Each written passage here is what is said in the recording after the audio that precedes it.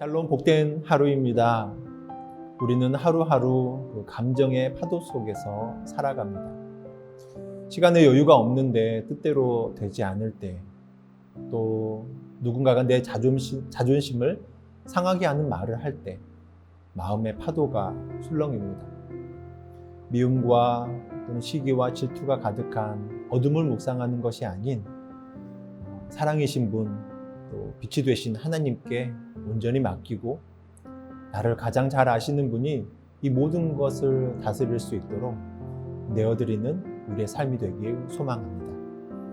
오늘 하루가 그런 축복이 되시길 주님의 이름으로 축원합니다.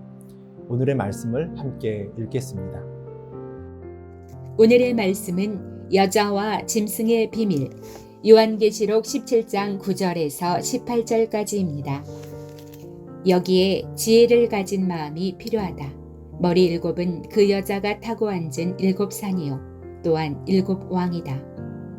그 가운데서 다섯은 이미 망하고 하나는 있고 또 다른 하나는 아직 나타나지 않았다. 그것이 나타날지라도 잠깐밖에 머물지 못할 것이다.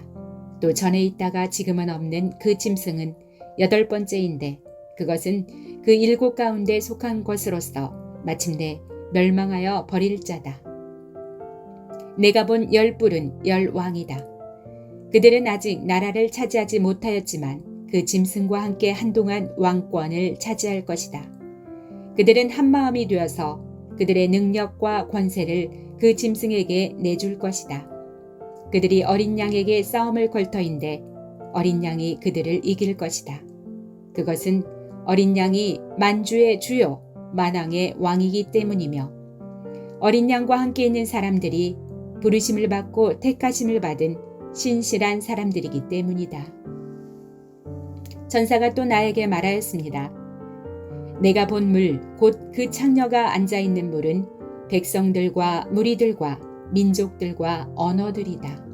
그리고 내가 본 그 열 뿔과 그 짐승은 그 창녀를 미워해서 비참하게 만들고 벌거벗은 꼴로 만들 것이다. 그들은 그 창녀의 살을 삼키고 그 여자를 불에 태울 것이다. 그것은 하나님께서 당신의 말씀을 이루실 때까지 당신의 뜻을 행하려는 마음을 그들에게 주셔서 그들이 한 마음이 되어 그들의 나라를 그 짐승에게 주게 하셨기 때문이다. 내가 본 그 여자는 세상의 임금들을 다스리는 통치권을 가진 큰 도시를 가리킨다. 오늘 본문은 음녀가 탄 짐승을 묘사하고 있는데 그 짐승은 일곱 머리와 열 뿔을 가졌다라고 합니다. 오늘 본문에 나오는 짐승은 하나님의 주권을 흉내내는 것이 요한계시록 13장에 나오는 두 짐승의 바다에서 나오는 첫째 짐승과 유사합니다. 8절과 11절에서 짐승을 전에는 있었다가 지금은 없으나 앞으로 올 차로 묘사하고 있는 것은 요한계시록 1장에서 이제도 계시고 전에도 계셨고 장차 오실 이이신 하나님을 흉내내고 있는 것입니다. 이 본문은 음녀가 탄 일곱 머리와 열 뿔을 가진 짐승에 대해서 자세하게 해석을 해주고 있습니다. 9절의 일곱 머리는 여자가 앉은 일곱 산이고 12절의 열 뿔은 아직 나라를 얻지 못하였으나 임금처럼 권세를 받을 열 왕이다라고 설명을 해주고 있습니다.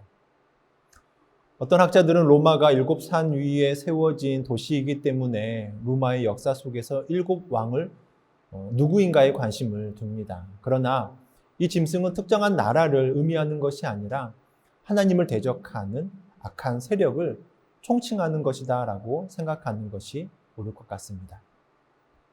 그리고 11절에 이 짐승 전체를 여덟째 왕이라고 부르고 있습니다. 이 여덟째 왕은 전에 있었다가 죽었던 왕의 부활한 모습으로 묘사하는 것을 통해서 요한계시록 13장에서 나오는 부활을 흉내내는 짐승과 유사하다라고 하는 것을 알 수 있습니다. 요한계시록 17장, 19장에서 기록된 음녀 바벨론과 짐승의 모습은 새로운 것이 아니라 지금까지 사도 요한이 보았던 환상에서 나왔던 사탄의 세력이기 때문에 묘사하는 내용이 일치되고 있습니다. 붉은빛 짐승, 7머리와 10뿔을 가진 짐승, 이것을 탄 음녀가 어린 양을 대적하여 싸웁니다. 용의 입과 또 짐승의 입과 거짓 선지자의 입에서 나오는 이 세 더러운 영이 어린 양이신 예수 그리스도를 비방하며 대적하며 전쟁을 합니다. 이것은 마지막 때를 사는 성도들의 영적 전쟁의 모습이다라고 볼 수가 있습니다. 음녀가 짐승과 더불어 어린 양이신 예수 그리스도와 싸우듯 성도들은 성령 하나님과 더불어 사탄의 세력과 영적 전쟁을 치르는 것이 성도의 삶의 모습입니다. 근데 이 전쟁의 결말은 어린 양과 그와 함께 있는 자들의 승리입니다. 어린 양과 성도들은 승리를 함께 누리는 그런 승리의 공동체가 되겠습니다. 다르게 표현하면 음녀 바벨론과 7머리와 10뿔을 가진 짐승은 하나님의 심판으로 인해서 멸망할 수밖에 없는 패배 공동체다라고 하는 것입니다. 이 승리의 공동체, 또 멸망의 공동체, 큰 차이점이 있는 것이죠. 16절에 보면 짐승이 음녀를 미워하여 망하게 합니다. 이것이 바로 가장 큰 차이점입니다. 이 멸망의 공동체는 파멸을 향하여 움직이는 공동체입니다. 끊임없이 미움을 창조해내는 공동체이고 궁극적으로는 사탄의 이 통제 아래에 있는 공동체입니다. 사랑하는 성도 여러분, 용, 짐승, 거짓 선지자들은 엄청난 힘으로 세상을 미혹하며 우상을 숭배하게 만듭니다.